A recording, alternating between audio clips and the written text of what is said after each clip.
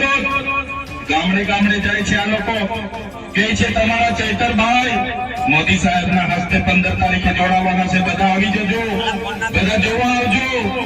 ત્યારે હું એમને કહેવા માંગુ છું ચૈતરભાઈ ભાજપમાં જોડાવાના નથી, ચૈતરભાઈ ભાજપને તોડવાના છે, તોડવાના છે। સ્ટાર મિત્રો, ગુજરાતની રાજનીતિમાં ફરી એકવાર મોટો ધડાકો થયો છે। જી હા મિત્રો, ચૈતર વસાવા આદિવાસી સમાજના લીડર જેના શબ્દો હંમેશા સીધા દિલમાં વાગે છે, આ વખતે તેમણે ભાજપના ગાભા કાઢી નાખ્યા છે। ખુલ્લેઆમ કહ્યું, હું આદિવાસી છું અને આ બીજેપીમાં ક્યારેય નહીં જઈશ। આ નિવેદન પછી રાજકારણમાં ભૂકંપ આવ્યો છે। ચૈતર વસાવા છેલ્લા ઘણા સમયથી આદિવાસીના હકો માટે લડી રહ્યા છે। તેઓ ઘણીવાર કહ્યું છે કે આદિવાસી વિસ્તારનો વિકાસ ફક્ત કાગળ પર છે, ભાજપ ફક્ત વાયદા કરે છે પણ વાસ્તવમાં જનતાનો અવાજ દબાવે છે। હવે આ બોલ હું બીજેપી માટે ક્યારેય નહીં જઈશ એ બાબતે છે કે ચૈતર વસાવા હવે પૂરી રીતે ફ્રન્ટ ફૂટ પર છે। એક મોટી સભામાં વસાવાએ કહ્યું, હું આદિવાસી છું, મારી જમીન મારી ઇજ્જત છે। જે પાર્ટી આદિવાસીઓની જમીન કબજે કરે છે, જે પાર્ટીમાં અમારી વાણીઓ દબાવે છે, એ પાર્ટીમાં જવું એટલે આપણા સમાજનું અપમાન કરવું। આ નિવેદન બાદ લોકોએ તાલીઓના ઝઘડાવાની સ્વાગત કર્યું છે। સોશિયલ મીડિયા પર આ નિવેદન વાવાઝોડાની જેમ ફેલાયું છે। લોકો કહે છે આ છે સાચો આદિવાસીનો અવાજ અને બીજી બાજુ કેટલાક કહે છે આ છે બીજેપી માટે ચેતવણીનું સિગ્નલ। રાજકારણમાં જાણકારો કહે છે ચૈતર વસાવાનું આ નિવેદન ફક્ત વ્યક્તિગત નથી પરંતુ આખા આદિવાસી સમાજનો ઉગ્ર સંદેશ છે। આદિવાસી વિસ્તારોમાં જ્યાં બીજેપીનો પ્રભાવ હતો તે હવે આ નિવેદન મોટી હલચલ મચાવી શકે છે। અને મિત્રો, આપને આ નિવેદનથી જાણી નવી ઉર્જા મળી છે। આપ કાર્યકર ખુલ્લેઆમ કરી રહ્યા છે ચૈતર વસાવા સાચા લીડર છે જે લોકો માટે લડે છે, ખુરશી માટે નહીં। આપણા નેતાઓને પણ કહ્યું છે કે વસાવા જેવા લીડરો સાથે ગુજરાતમાં સાચી બદલવાની શરૂઆત થશે। બીજેપી તરફથી હજી કોઈ સત્તાવાર પ્રતિભાવ આવ્યો નથી પરંતુ આંતરિક સૂત્રો કહે છે કે પાર્ટીમાં આ નિવેદનથી ખલબલી છે। કેટલાક કહે છે કે ચૈતર વસાવા ઉપર હવે રાજકીય દબાણ વધશે પણ વસાવાએ સ્પષ્ટ કહ્યું, હું ક્યારેય ઝૂકવાનો નથી। લોકો કહે છે કે ચૈતર વસાવા એ બોલ્યા એ હકીકત છે। આદિવાસી લોકોની જમીન હકની લડત બીજેપી ભૂલી ગઈ છે। આ વખતે ચૈતર વસાવા જીતશે દિલ, માત્ર રાજકારણ નહીં, લોકોનો ભાવ પણ સ્પષ્ટ દેખાય છે। વસાવા કહે છે મારું લોહી આ જમીનનું છે, મારું દિલ આ વન અને વાદળો સાથે ધબકે છે। આવા જ હવે ગુજરાતના દરેક આદિવાસી ગામમાં ગુંજી રહ્યો છે, એવો અવાજ જે દબાવી શકાતો નથી।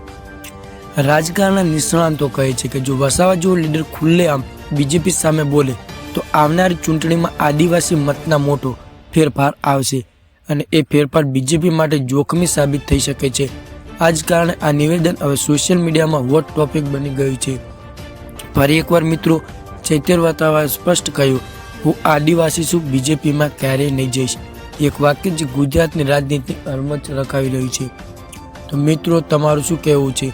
ચૈતર વસાવાનો આ નિર્ણય સાચો છે કે રાજકીય? તમારો મત નીચે કોમેન્ટ બોક્સમાં જરૂર જણાવજો। આગળ જોવા જઈએ તો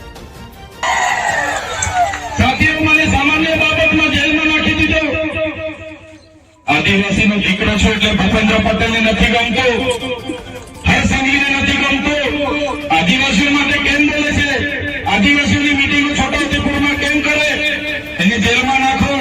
એક સામાન્ય બાબતમાં મને જેલમાં નાખી દીધો, 80 દિવસ રાખવામાં આવ્યો, અંધારી કોટરીમાં રાખવામાં આવ્યો, ડરાવવામાં આવ્યો, ધમકાવવામાં આવ્યો અને કહેવામાં આવ્યું કે તમને 2 વર્ષ સુધી રાખીશું, 3 વર્ષ સુધી રાખીશું, જ્યાં સુધી તમે અમારી સાથે હવા નહીં માનો ત્યાં સુધી રાખીશું।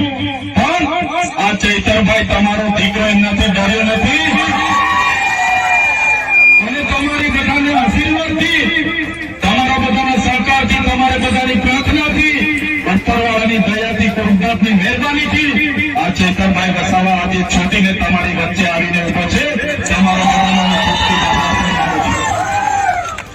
ત્યારે સરથી હું નાનો માણસ છું, અવારનવાર ભાજપમાં લઈ જવા માટે ધમાડો કરે, ભાજપના ના જઈએ એટલે જેલ કરાવે, ખોટા કેસ કરે, પરિવારને જેલમાં નાખે, અમને હેરાન કરે। પણ રાજકારણ પર શું અસર પડી શકે છે? ચૈતર વસાવા જે રીતે ખુલ્લેઆમ બોલ્યા છે એ ફક્ત એક વ્યક્તિનું નિવેદન નથી, એ છે આદિવાસી સમાજના સ્વાભિમાનનો એલાન। ગુજરાતના દક્ષિણ વિસ્તારમાં જે આદિવાસી મતદારો નક્કી કરે છે ચૂંટણીનો નતીજાનો રસ્તો કે વસાવાનો આ શબ્દ બીજેપી માટે ચેતવણી સમાન છે. દક્ષિણ ગુજરાતના નર્મદા, ડાંગ, ભરૂચ અને નવસારી જેવા જિલ્લાઓમાં આદિવાસી મતદારોની સંખ્યા લાખોમાં છે. એ લોકો કહે છે અમે વિકાસ જોઈએ છીએ, વચન નહીં. અને જ્યારે વસાવા કહે છે કે બીજેપીમાં ક્યારેય નહીં જાય, ત્યારે એ હજારો આદિવાસી યુવાનોમાં એક નવી ચેતના જગાવે છે.